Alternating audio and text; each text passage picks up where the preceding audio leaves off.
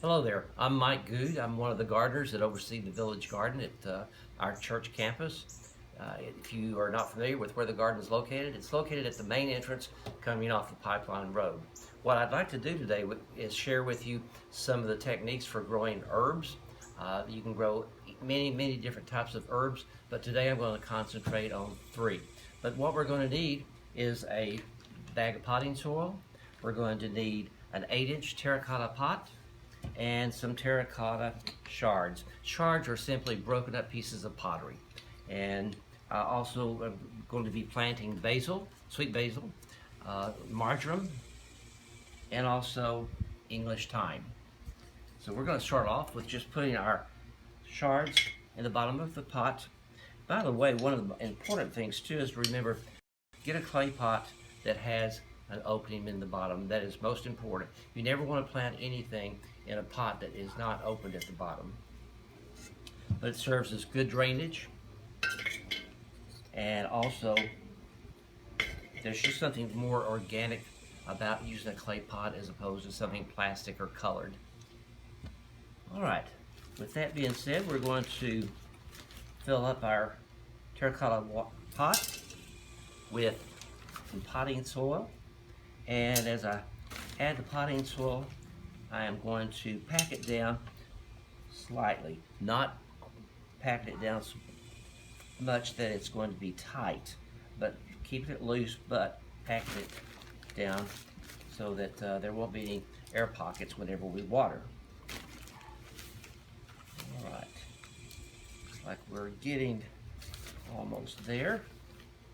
By the way, you want to use potting soil because it's already a blend of various organic mixtures that really enhance your gardening.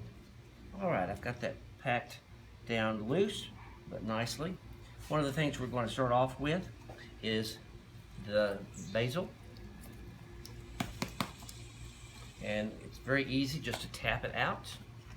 And you see it's got a great root structure. And we're going to, being that this is a taller plant, I'm going to plant it towards the back of the pot, this being the front. And we're going to add our thyme. And I'm going to just walk over here so that I don't make a mess on my patio.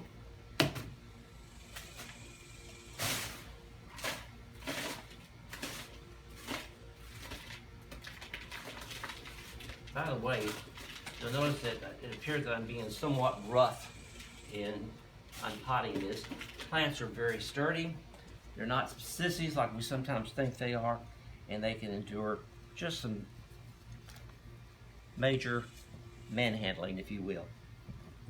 Alright, we've got our English thyme, we've got our basil, and now we're going to put the marjoram in the pot.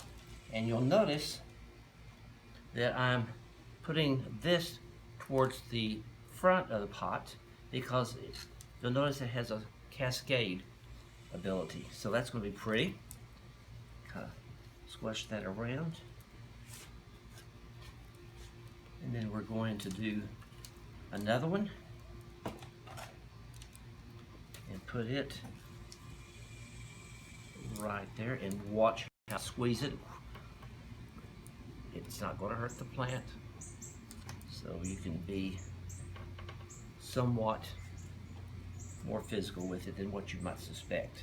Alright, that's going to look nice. And by the way too, whenever you're filling it with soil, you want to fill it about that far from the top edge of the pot. That allows you to water it, and it will retain water and gradually soak through, as opposed to just bringing the soil level up to the top, and when you water, the water would run off. But you will leave about that much of a lip. Alright, we're ready to start adding some soil. And one of the nice things about this beautiful soil is that it works well and it's easy to handle. By the way too, just a helpful hint, I use a measuring cup. This is a 2/3 measuring cup, but it's great way to move the soil from the bag to the pot itself. All right, we've just about got all that in. A little bit more on this side.